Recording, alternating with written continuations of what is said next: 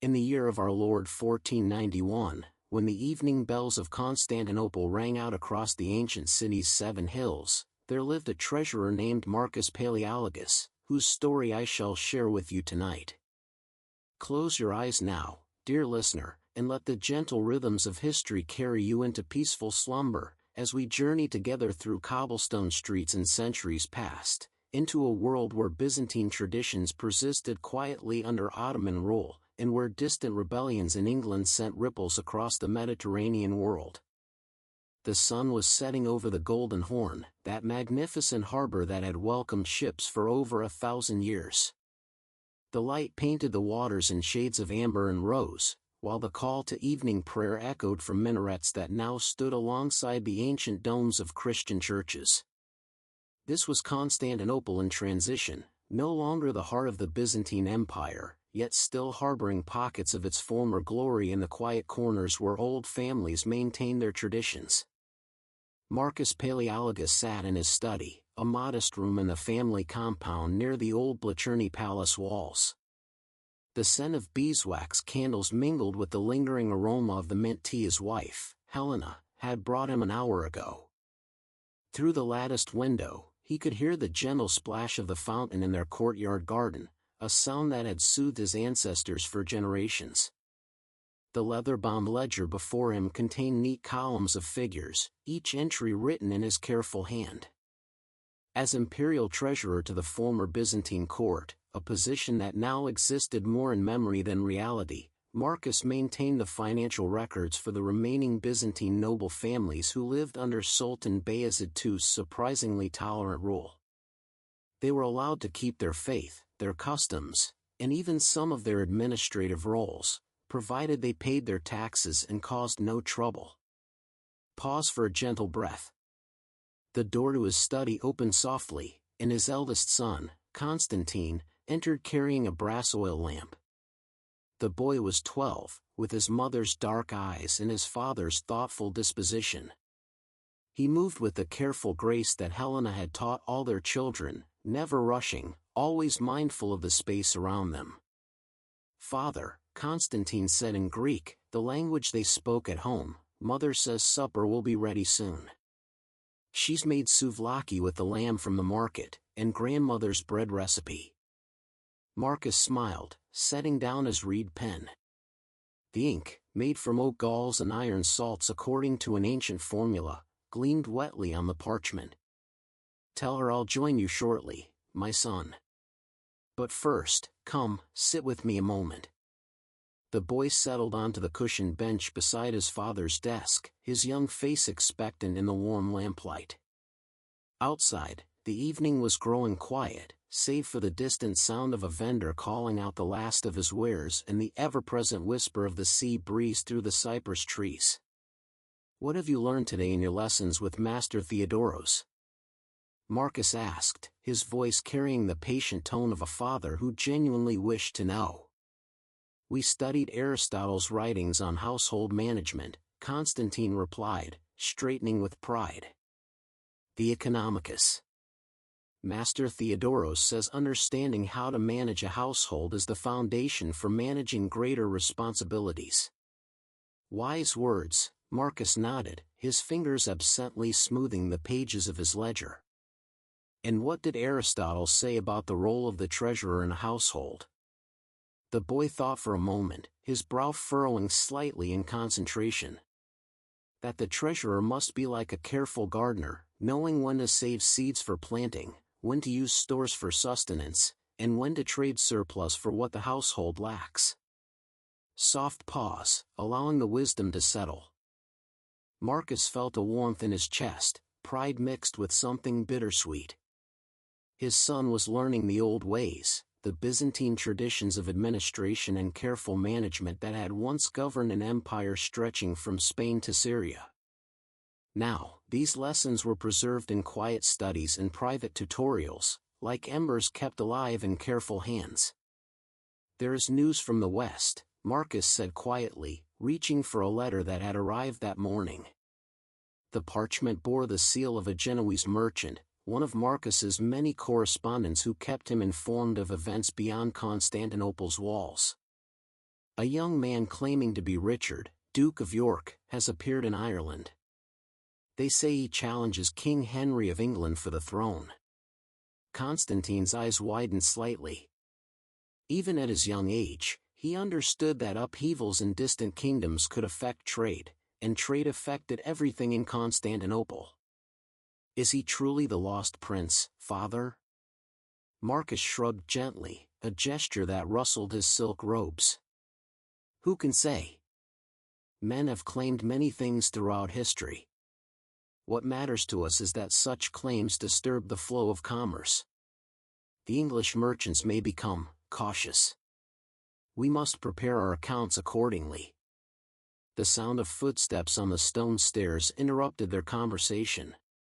Helena appeared in the doorway, her presence bringing with it the comforting scent of cooking herbs, oregano, basil, and thyme. She wore a simple but elegant Byzantine dress of deep blue wool, embroidered at the edges with golden thread in the pattern of vine leaves, a design that had been in her family for centuries. "My treasurers," she said with gentle humor, using the plural to include young Constantine, "the evening meal awaits. Even the most careful accounts cannot be balanced on an empty stomach." Natural pause, transitioning scenes. The family dining room was a testament to the blending of worlds that characterized their daily life. The low table, surrounded by comfortable cushions in the Eastern style now favored in the city, bore dishes that reflected both Byzantine and Ottoman influences.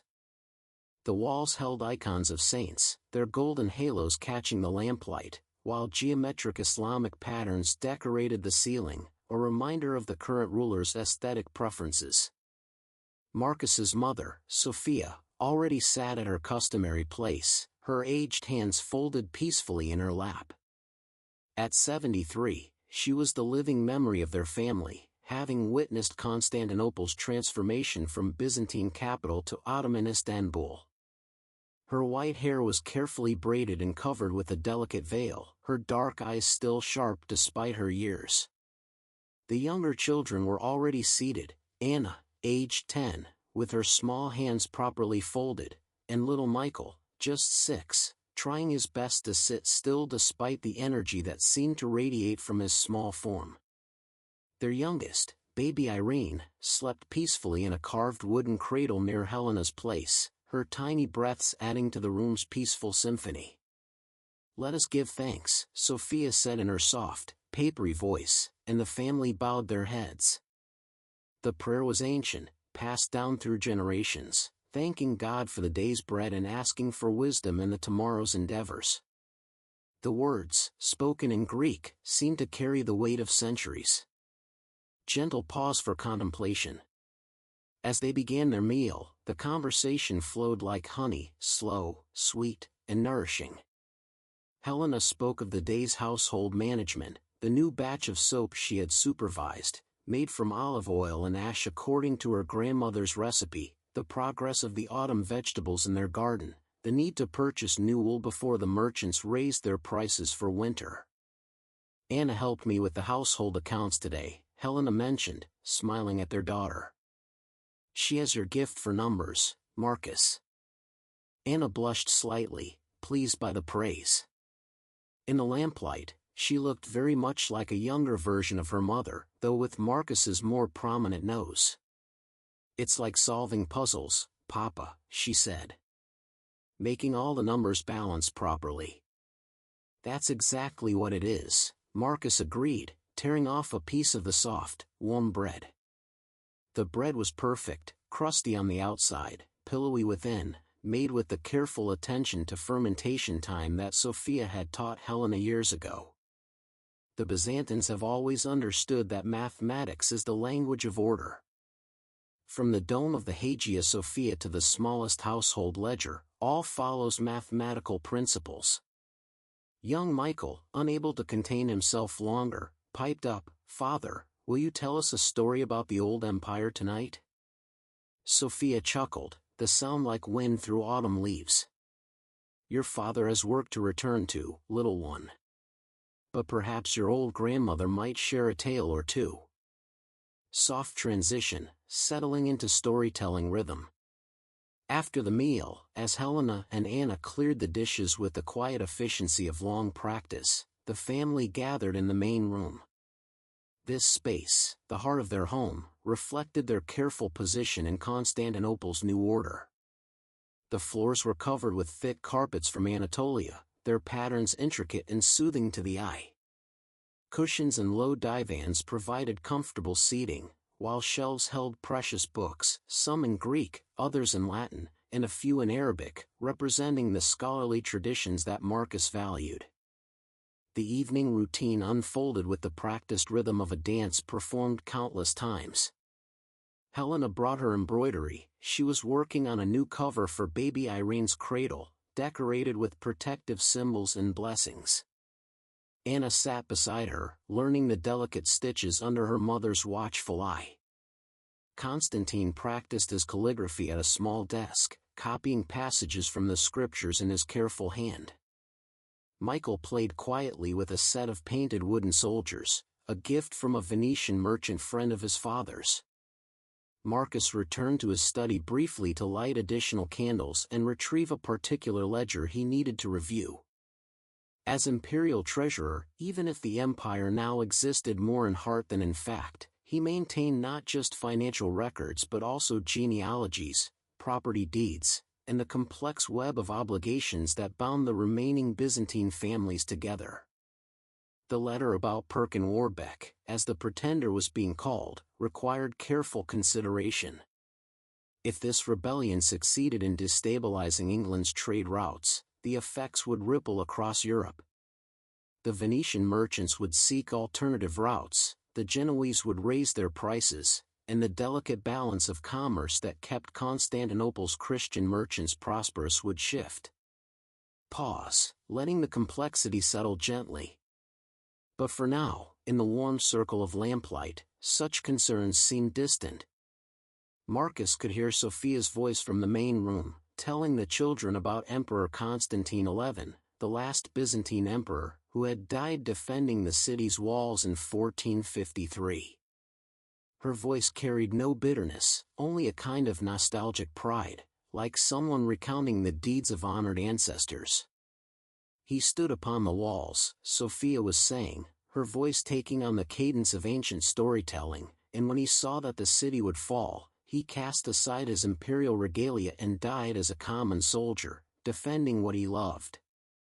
They say his body was never found, and some believe he was turned to marble and sleeps still, waiting to return when Constantinople needs him most. Is it true, grandmother? Michael asked, his voice hushed with wonder.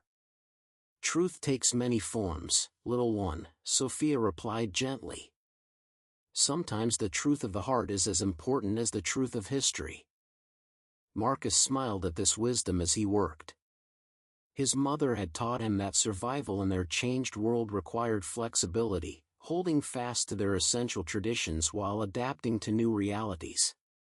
They were no longer the rulers of an empire, but they remained keepers of its knowledge, its traditions, its careful ways of managing resources and relationships. Gentle transition to evening's progression. As the evening deepened, the household began its transition toward night.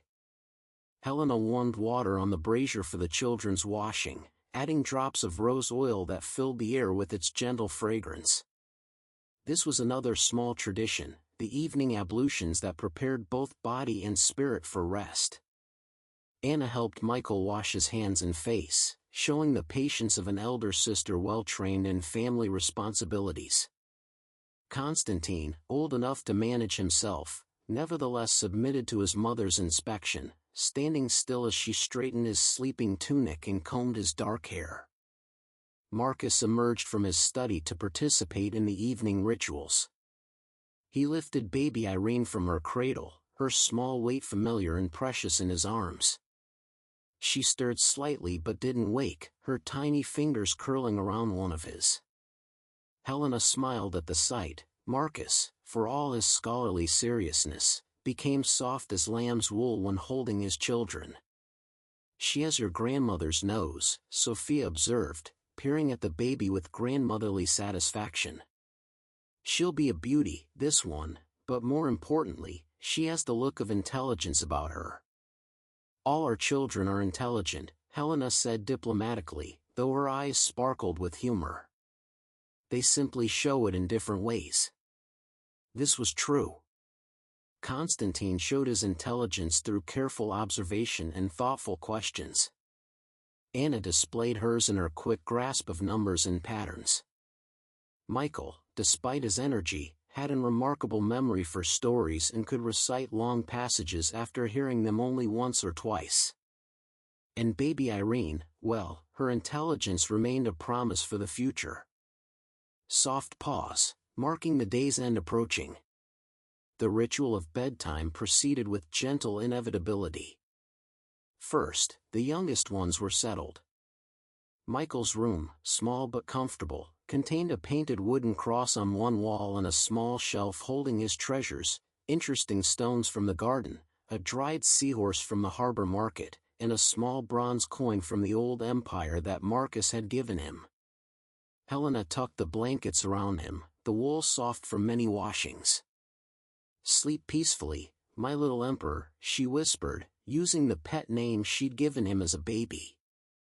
"Will Papa check on me?" Michael asked sleepily. "Always," Helena assured him, kissing his forehead. Anna's room was next, neat and organized like her mind. Her prized possession, a small book of psalms written in her own hand, lay on the table beside her bed. She was at that age between childhood and youth, sometimes seeming very grown up, other times still very much a little girl.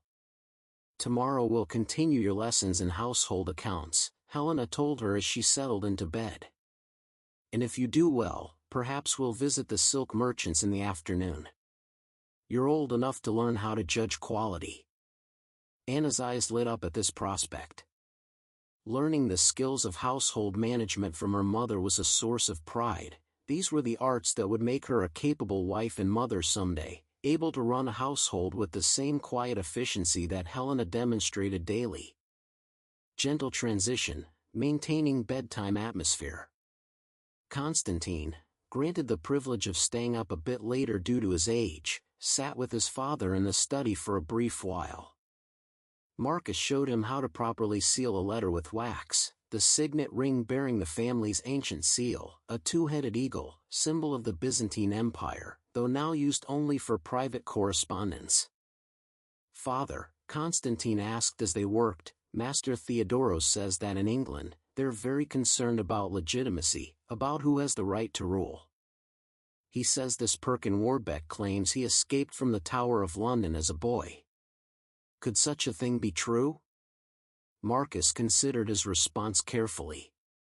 His son was old enough to understand complexity, but young enough to still need reassurance.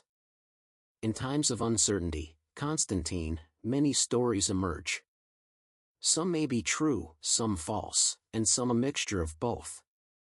What matters for us, as treasurers, as keepers of accounts and records, is to observe carefully and record accurately. Let others decide what is true, we preserve the information for future generations to judge. The boy nodded thoughtfully, absorbing this wisdom. "Like how we keep the old Byzantine tax records, even though the empire is gone?" "Exactly so," Marcus confirmed, pleased by his son's understanding. "Those records tell the story of how people lived, what they valued, what they traded. 100 years from now, someone may read them and understand our world better than any chronicle of kings and battles could convey." Soft pause, deepening the night. When Constantine finally retired to his room, Marcus made his rounds, a nightly ritual that gave him both peace and purpose. First, he checked on Michael, adjusting the boy's blanket where he'd kicked it off in his sleep. Then Anna, peaceful as an icon, her hands folded over her heart. Baby Irene in her cradle, Helena having just finished nursing her, milk-drunk and content. Finally, he joined Helena in their chamber. The room was simple but comfortable, with a large bed covered in embroidered blankets, a chest containing their clothing, and a small altar in the corner with icons of the Theotokos and Christ Pantocrator. A single oil lamp burned low, casting dancing shadows on the walls. Helena was brushing her long dark hair, counting the strokes as she always did, 100, exactly, a practice her mother had taught her. Marcus sat on the edge of the bed, removing his soft leather shoes, feeling the cool stone floor beneath his feet. "The letter from Genoa troubles you," Helena observed. It wasn't a question. After 15 years of marriage, she could read his moods like one of his carefully kept ledgers. "Not troubles, exactly," Marcus replied, lying back on the bed, feeling the day's tensions beginning to ease. "But it reminds me how precarious our position is. We exist at the sufferance of the Sultan, maintaining our traditions, our faith, our ways. But if the broader world shifts too much..." Helena set down her brush and joined him, her presence warm and comforting beside him. "We've survived the fall of an empire, my love. We'll survive whatever storms blow from England." Gentle pause, settling into deeper nighttime quiet. Outside their window, Constantinople slept fitfully, as great cities do. The watch called the hour, the second hour after sunset. Dogs barked distantly, and somewhere a cat yelled its nighttime songs. But within the walls of the Paleologus compound, peace reigned. Marcus found himself thinking about the nature of liberation, the word echoing from the letter about the English rebellion. What did liberation mean for a treasurer? For his family? They had found a kind of liberation in their constrained circumstances. Freed from the weight of empire, they could focus on preserving what truly mattered: knowledge, tradition, family bonds. "Do you remember," Helena said softly in the darkness, "when we were first married, and you were so concerned about maintaining the proper Byzantine court protocols in our household?" Marcus chuckled quietly. "You were very patient with my insistence that dinner be served in 7 courses, even when we could barely afford bread and olives." "We've found our balance now," Helena murmured, her hand finding his in the darkness. "Neither entirely Byzantine nor Ottoman, but something uniquely ours." Soft transition into deeper night. As they lay together, Marcus's mind wandered through the day's accomplishments and tomorrow's tasks. The autumn tax assessments would need to be completed soon. He'd received word that a shipment of rare manuscripts from a monastery in Anatolia might be available for purchase, texts that contained ancient Greek knowledge that shouldn't be lost. Constantine's education needed attention. The boy was ready for more advanced mathematical concepts. Anna should begin learning Latin as well as Greek. It would serve her well in a world increasingly connected by trade. But for now, in this moment, all was well. His family slept safely under his roof. The traditions of 1,000 years continued in quiet ways, in Sophia's recipes, in Helena's household management, in the careful education of the children, in the ledgers that recorded not just finances but the continuation of a civilization. Helena's breathing had deepened into sleep. Marcus listened to the familiar sound, finding comfort in its rhythm. Through the window, he could see stars, the same stars that had shone over Constantinople when it was the jewel of the Byzantine Empire, the same stars that would shine tomorrow and for centuries to come. Pause, deepening the peaceful atmosphere. The next morning arrived with its usual gentle insistence. The muezzin's call to prayer woke the city before dawn, but the Paleologus family rose with the bells of the nearby church of the Pamacharistos, one of the few still permitted to ring. The sound was bronze and ancient, calling the faithful as it had for 700 years. Marcus rose first, as was his habit, performing his morning ablutions with cold water from the pitcher beside the bed. The shock of it cleared his mind, preparing him for the day's responsibilities. He dressed in his treasurer's robes, not the elaborate court dress of the old empire, but dignified garments that marked his position among the Greek community. In his study, he lit the first candle of the day and opened his prayer book. The morning prayers were said quietly, personally, asking for wisdom and patience, for the strength to fulfill his duties to God and family. Through the window, the sky was lightening, painting the city's domes and minarets in shades of pearl and gold. Helena joined him for the morning prayer's conclusion, as was their custom. Together they stood before the small icon of Christ, their voices joining in the ancient words. This shared moment of devotion, before the day's duties pulled them in different directions, anchored their marriage in something deeper than mere affection. Gentle transition to morning activities. Breakfast in the Paleologus household was a simpler affair than dinner, but no less carefully managed. Sophia supervised the preparation of trahana, a dried fermented grain and yogurt soup that had sustained Byzantine families for centuries. It was served with olives, cheese, and yesterday's bread, toasted and drizzled with honey for the children. Constantine and Anna ate quickly, eager for their morning lessons. Master Theodoros would arrive soon, and he did not tolerate tardiness. The old scholar, one of the last trained in the classical Byzantine educational tradition, had been teaching the children of noble families for 40 years.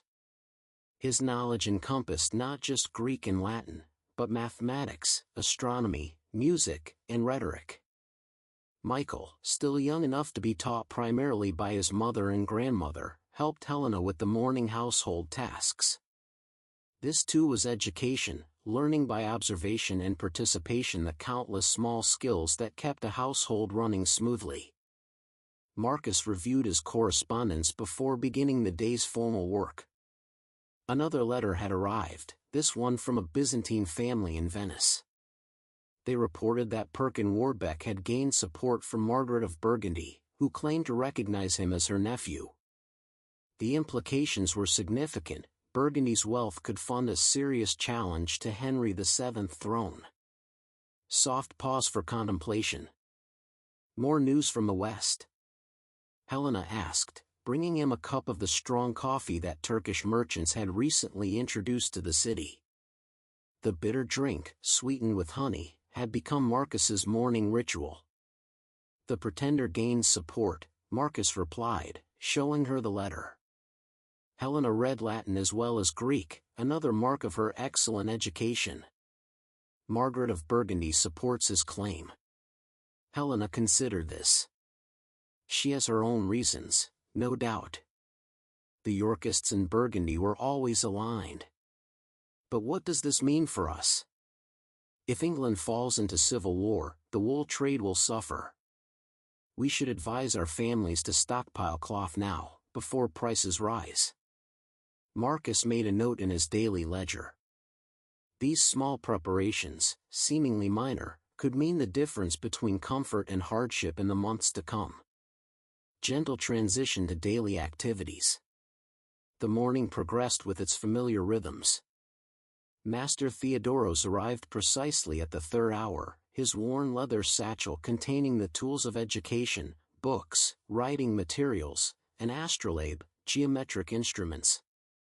He was a tall, thin man with a carefully maintained white beard, his black robes marking him as a scholar in the Byzantine tradition. "Good morning, Master Paleologus," he greeted Marcus formally. Despite years of association, he maintained proper protocols.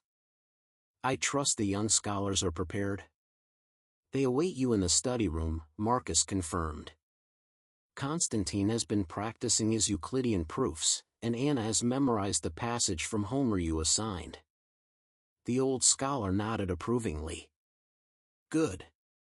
Today we shall explore how the ancient Greeks understood the movement of celestial bodies. Knowledge that your ancestors used to navigate both seas and finances." As Theodoros made his way to the study room, Marcus could hear him beginning the lesson, his voice taking on the sonorous quality of a man who lived to teach. "Constantine, Anna, today we consider the heavens, but remember, as above, so below. The order we observe in the stars reflects the order we must maintain in our earthly affairs." Soft transition to Helena's domain. While the older children studied, Helena managed the day's household activities with quiet efficiency. She supervised Maria, their serving woman, in preparing the midday meal. She checked the stores of oil, grain, and preserved foods, making notes of what needed replenishing. She examined the linens, determining which needed mending and which could survive another season. Anna would normally help with these tasks, but her morning lessons took precedence. Education was an investment in the future. A well-educated daughter could make a better marriage, could better manage her own household someday, could preserve and pass on the family's traditions. Young Michael shadowed his mother, learning through observation. "Why do we keep 3 types of oil, Mama?" he asked, peering into the storage room. "Each has its purpose," Helena explained patiently. "The finest olive oil for eating and for the lamps before the icons. The second grade for cooking. And the third for making soap and for the regular lamps. Waste nothing, use everything appropriately. This is the wisdom of good household management." Peaceful pause, letting the domestic scene settle. In his treasury office, located in a separate building within the compound, Marcus worked through the morning's accounts. The room was larger than his private study, with shelves holding hundreds of scrolls and bound books, the financial records of Byzantine families spanning generations. Here, the story of a civilization's economic life was preserved in neat columns of numbers. His assistant, a young Greek named Nicholas, helped with the routine copying and calculations. The boy, though at 20, Marcus supposed he shouldn't think of him as a boy, had shown remarkable aptitude for the work. More importantly, he was trustworthy, a quality more valuable than brilliance in their delicate position. The Komnenos family requests an accounting of their textile investments, Nicholas reported, consulting his notes. And the Doukas family needs documentation of their property claims for the Ottoman tax collector. Marcus nodded, pulling the relevant ledgers. Each family's financial story was unique, yet patterns emerged. Those who adapted, who found ways to work within the Ottoman system while maintaining their Greek identity, prospered. Those who clung too rigidly to the past or abandoned their heritage entirely, struggled. Gentle transition to midday. The midday meal brought the family together again briefly. It was simpler than dinner: bread, cheese, olives, some dried fruits, and diluted wine for the adults, water sweetened with honey for the children. They ate in the courtyard garden, enjoying the autumn sunshine that warmed the stones and released the fragrance of the herbs Helena cultivated. Sophia dozed in her chair after eating, the sun warming her aged bones. Marcus watched his mother with gentle concern. She had grown frilier in recent months, though her mind remained sharp. She was their living link to the old empire, having been born just 2 years before Constantinople fell. Her memories, carefully shared with the children, were treasures more valuable than any gold in his treasury. "Tell us about the emperor's treasury, grandmother," Anna requested softly, not wanting to wake her if she was truly sleeping. Sophia's eyes opened, a smile creasing her lined face. "Ah, child, the imperial treasury. My father saw it once, before the fall. He said there were rooms upon rooms, filled not just with gold and jewels, but with holy relics, ancient manuscripts, gifts from kingdoms we can barely imagine. There was a mechanical golden tree with singing birds, a throne that could rise into the air, lifting the emperor above his subjects." Her voice trailed off, lost in memories passed down through generations.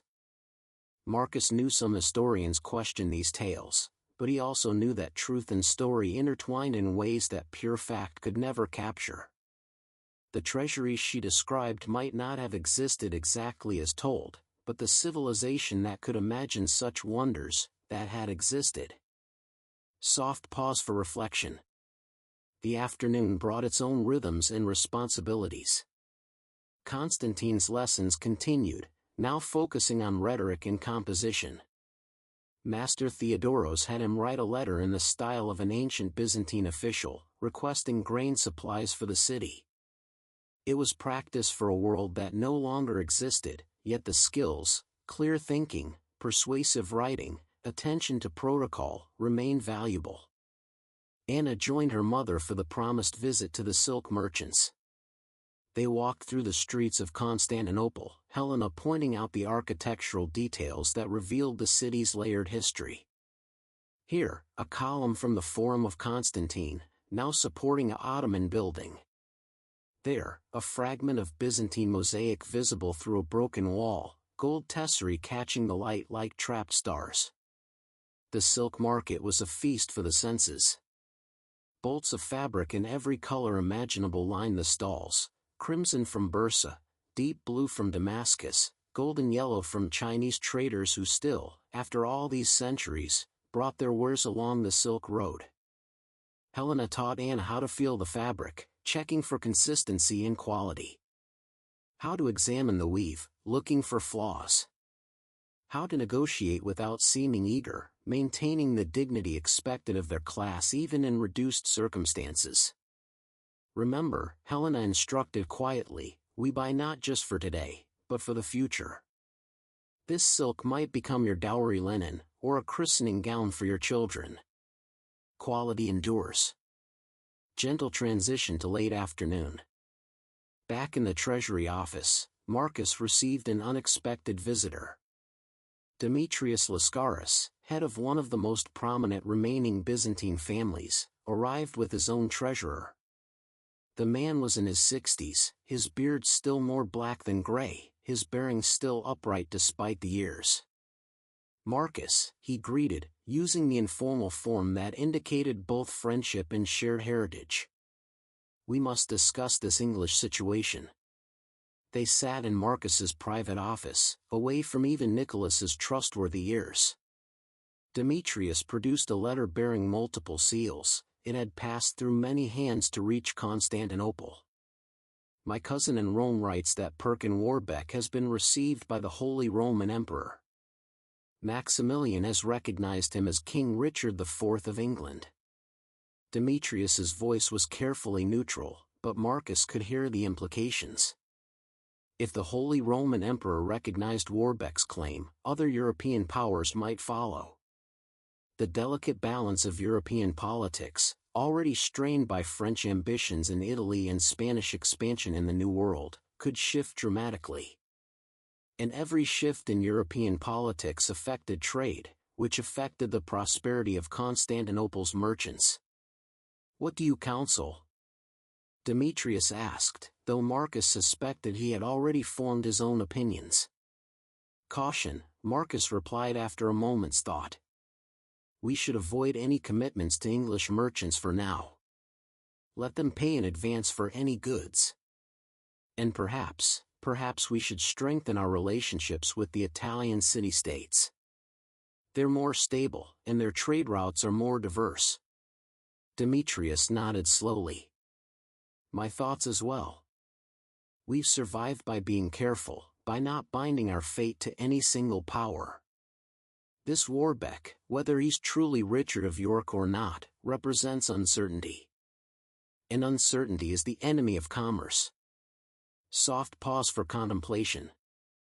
After Demetrius departed, Marcus stood at his window, looking out over the city. The sun was beginning its descent toward the Sea of Marmara, painting the sky in shades of amber and rose. From here, he could see the dome of the Hagia Sophia, now topped with a minaret, symbol of how things changed yet endured. He thought about liberation again. What would true liberation mean for his people? Return to Byzantine glory? That was a dream that grew fainter with each passing year. Integration into Ottoman society? That meant abandoning too much of what made them who they were. Perhaps, he thought, liberation was simply this, the freedom to maintain their traditions within whatever framework history provided. The freedom to educate their children, to worship in their own way, to speak their own language at their own hearths.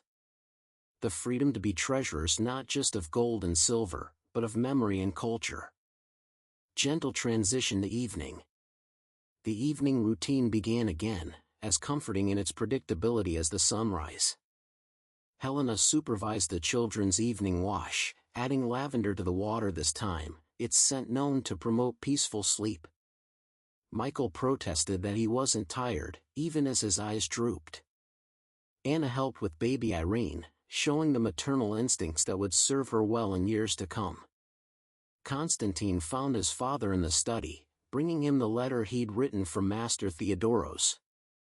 Marcus read it carefully, noting the proper use of formal Byzantine Greek, the attention to ceremonial language, the clear presentation of arguments.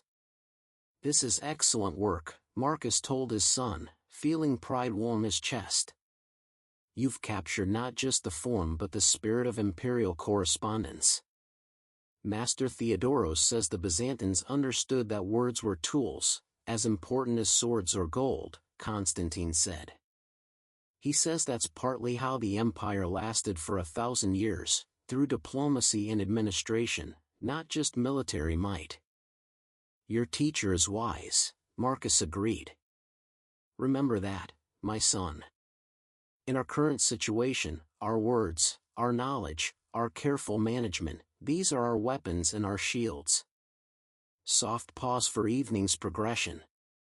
Dinner that evening was a special treat, fish from the Golden Horn, fresh and perfectly prepared with oil and herbs from Helena's garden. Sophia had felt well enough to help with the preparation, instructing Maria in the exact way to clean and present the fish, a method passed down through generations of Byzantine cooks.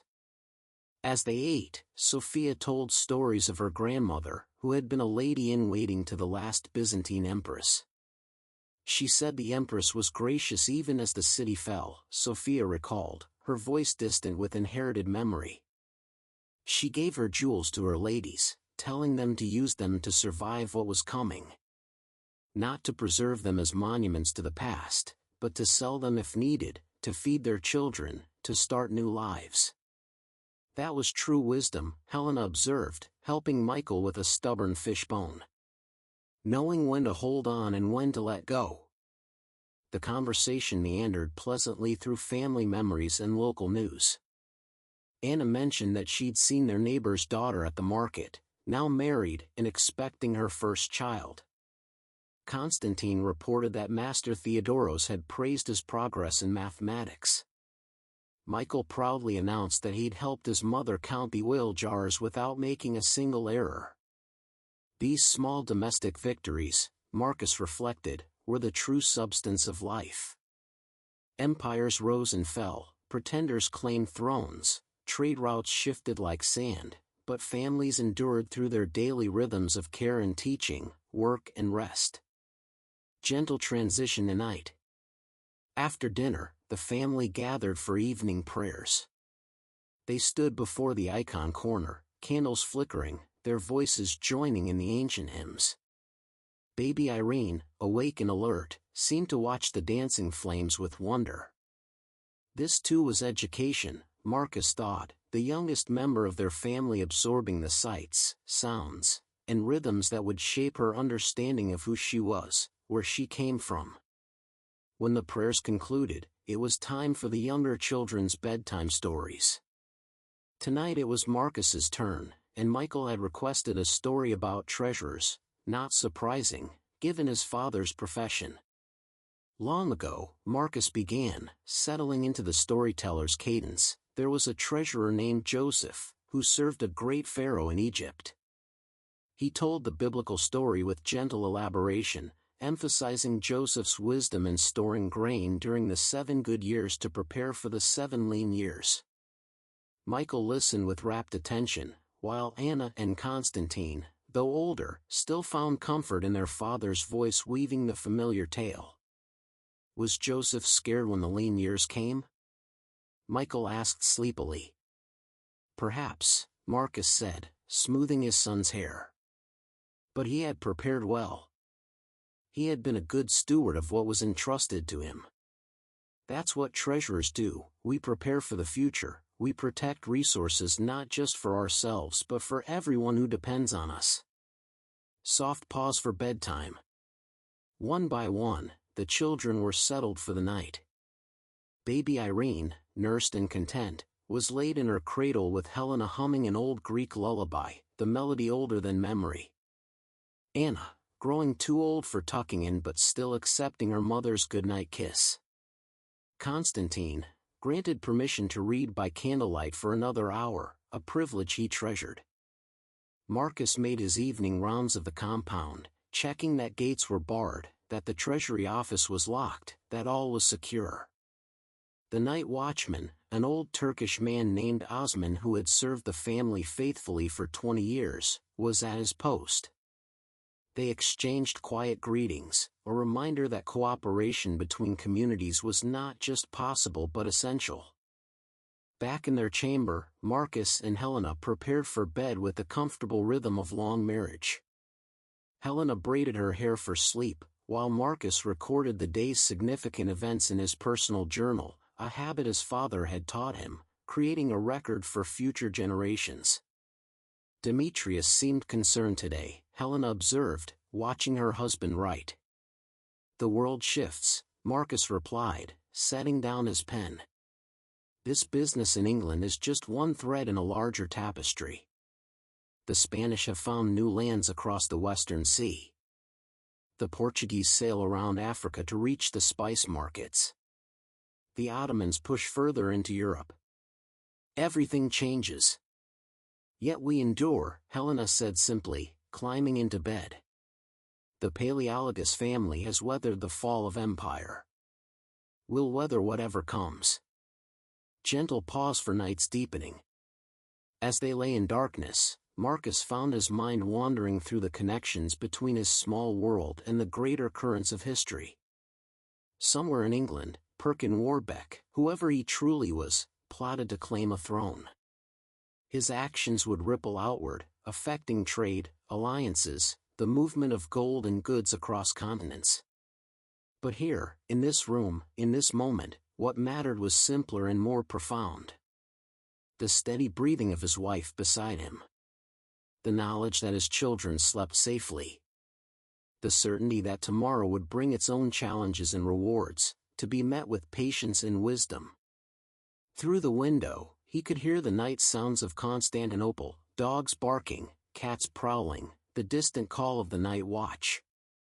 The city that had stood for over 2,000 years, through Greek and Roman, Byzantine and Ottoman rule, continued its eternal rhythms. Soft transition to dreams and memory.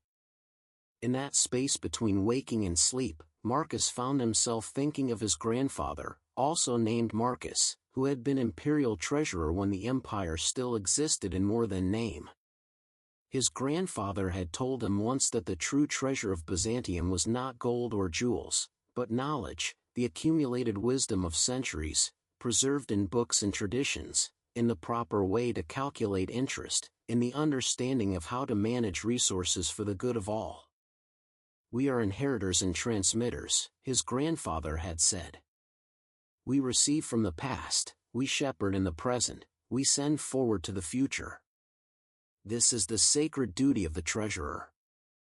Tomorrow, Marcus would rise again with the bells. He would say his prayers, break his fast with his family, attend to his ledgers and correspondence.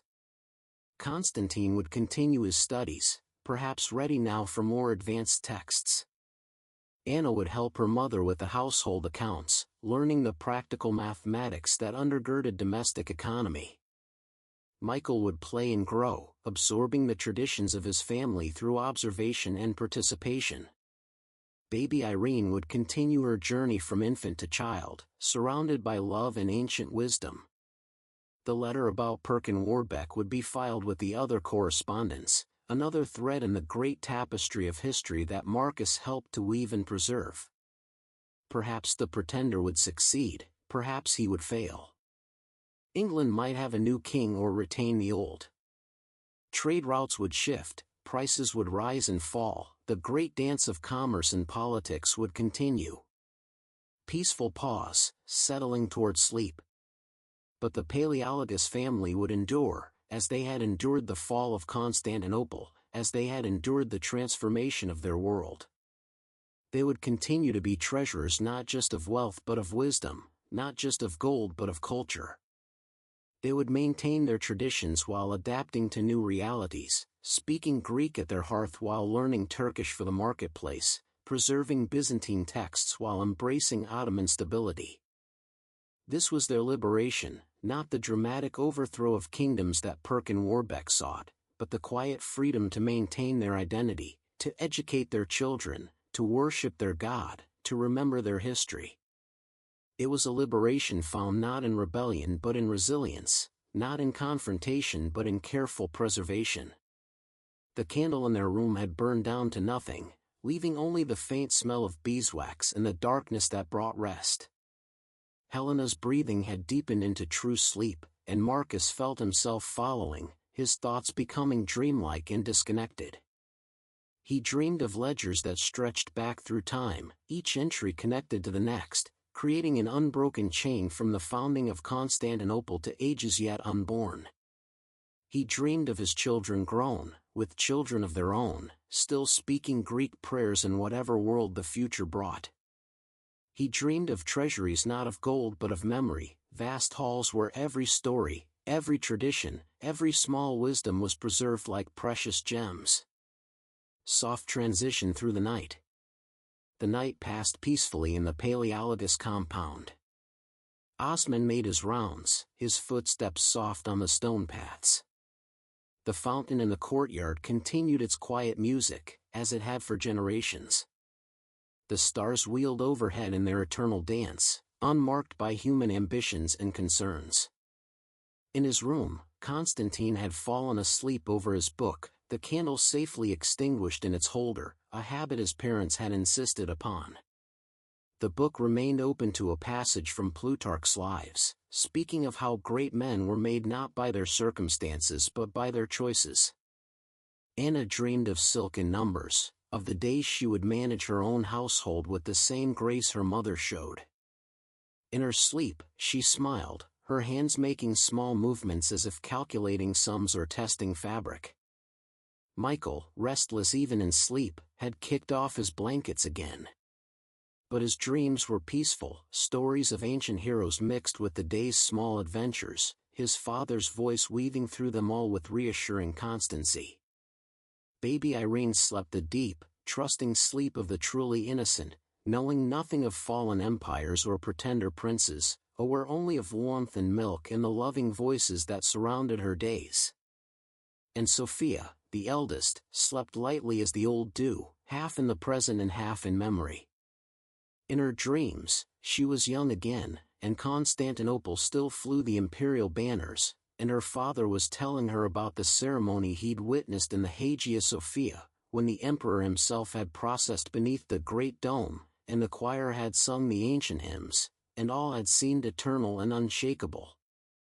Gentle pause in the night's passing. The hours before dawn were the quietest, when even the city seemed to hold its breath.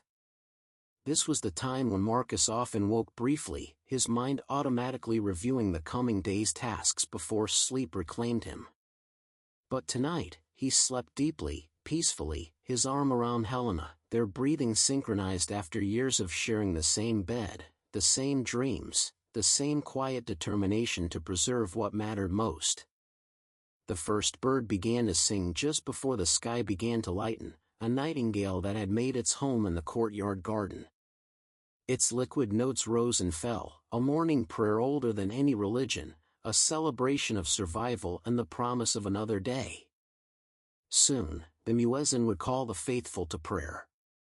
The church bells would ring. The city would wake to its daily business.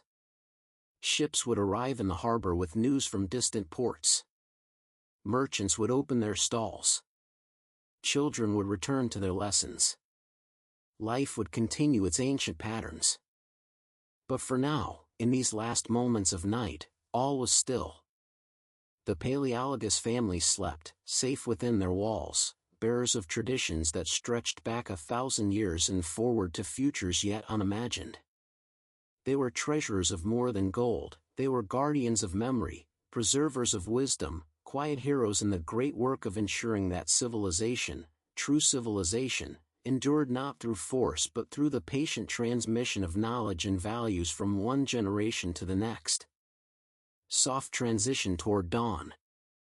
As the sky began to lighten in the east, painting the mountains of Anatolia in shades of pearl and pink, Marcus stirred slightly but didn't wake. In his dreams, he stood in a vast treasury, but instead of gold and jewels, it contained the laughter of children, the wisdom of elders, the careful stitches of embroidery, the perfect proportion of ingredients in ancient recipes, the proper words for prayers and blessings, the stories that made sense of the world. And in his dream, he understood that this was the true wealth he guarded, not the coins that would be spent and forgotten, but the inheritance of centuries that would outlive any empire. This was the liberation that mattered, the freedom to pass on what was precious, to teach what was important, to preserve what was sacred. The new day approached with its promise and challenges. Perhaps there would be more news of Perkin Warbeck and his claim to the English throne. Perhaps the trade routes would shift, requiring new calculations and adjustments. Perhaps there would be small domestic crises, a child's fever, a leaking roof, a dispute between neighbors requiring mediation. But whatever came, the Paleologus family would meet it as they had met every challenge since the fall of Constantinople, with patience, wisdom, and the quiet strength that came from knowing who they were and what they were preserving. They were treasurers in the truest sense, guardians not just of wealth but of the wealth of ages, the accumulated wisdom and beauty of a civilization that refused to die. Final gentle passage towards sleep. And so, dear listener, as you drift toward your own peaceful sleep, remember the Paleologus family in their compound near the old palace walls. Think of Marcus with his careful ledgers, preserving not just numbers but stories. Think of Helena with her household wisdom, creating order and beauty in daily life. Think of Sophia with her memories, bridging past and present. Think of the children, inheriting traditions they would one day pass on to their own children. Remember that history is not just the story of kings and rebels, of thrones claimed and empires fallen. It is also the story of families who endure, of traditions preserved, of small acts of daily courage that keep civilization alive. It is the story of treasurers who understand that true wealth lies not in gold but in the continuity of culture, the preservation of wisdom, the patient teaching of the young. In a world where Perkin Warbeck sought a crown through deception and force, the Paleologus family found their liberation in truth and patience. They were free in their constraints, wealthy in their modest means, powerful in their apparent powerlessness. They were the true treasurers of Byzantium, keeping alive not an empire but an idea, the idea that civilization meant more than power, that culture transcended conquest, that memory could outlive marble and bronze. Sleep now, and dream of ancient cities where fountains sing and bells ring across the centuries. Dream of careful hands preserving what matters most. Dream of children learning the wisdom of ages by lamplight. Dream of the quiet liberation that comes from knowing who you are and honoring those who came before. The Paleologus family sleeps peacefully in their beds, and Constantinople dreams around them, and the stars will overhead as they have since time began. All is well in this moment between night and dawn, between past and future, between sleeping and waking. Rest now in this timeless peace, this gentle liberation, this treasury of quiet moments that make up a life well lived.